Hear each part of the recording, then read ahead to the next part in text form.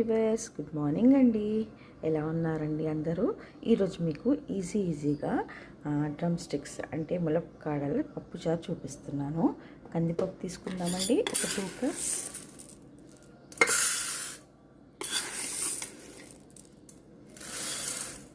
ఈ చిన్న బౌల్లో కొద్దిగా శనగపప్పు తీసేసుకుందాము.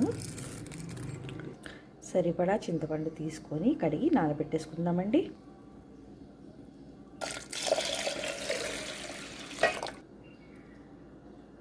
పసుపు. సో పప్పు ఉడికిందండి, మనము పప్పుకి డ్రమ్ స్టిక్ తాలింపు వేసుకుందాం. సో ఆయిల్ వేడైపోయిందండి, జీలకర్ర వేసేస్తున్నాను, ఆవాలు, ఆనియన్స్, కొన్ని పచ్చిమిర్చి, సో కొన్ని దంచుకున్న వెల్లుల్లి రెక్కలు, పసుపు. ఇప్పుడు కట్ చేసి క్లీన్ చేసి పెట్టుకున్న డ్రమ్ స్టిక్స్ అండి, అంటే ములక్కాడలు వేసేసుకోవాలి.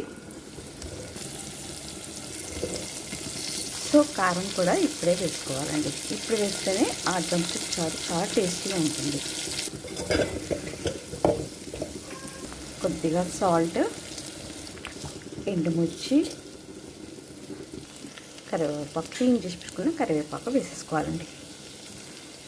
సో ఉడకడానికి వాటర్ పోసేసుకుందామా. ఇది ఉడికే లోపట పప్పు రుబ్బేసుకుందాము.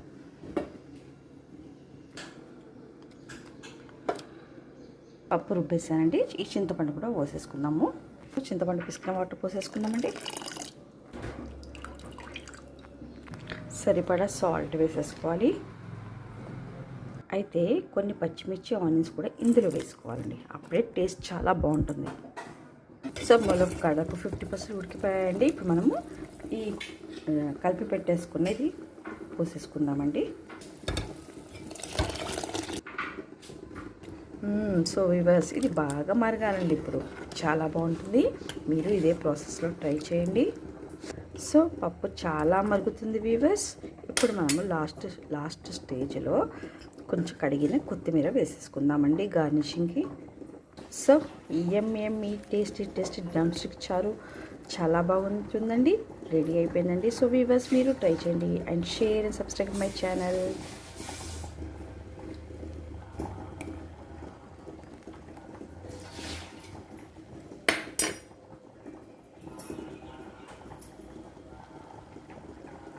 వివర్స్ గుడ్ మార్నింగ్ అండి.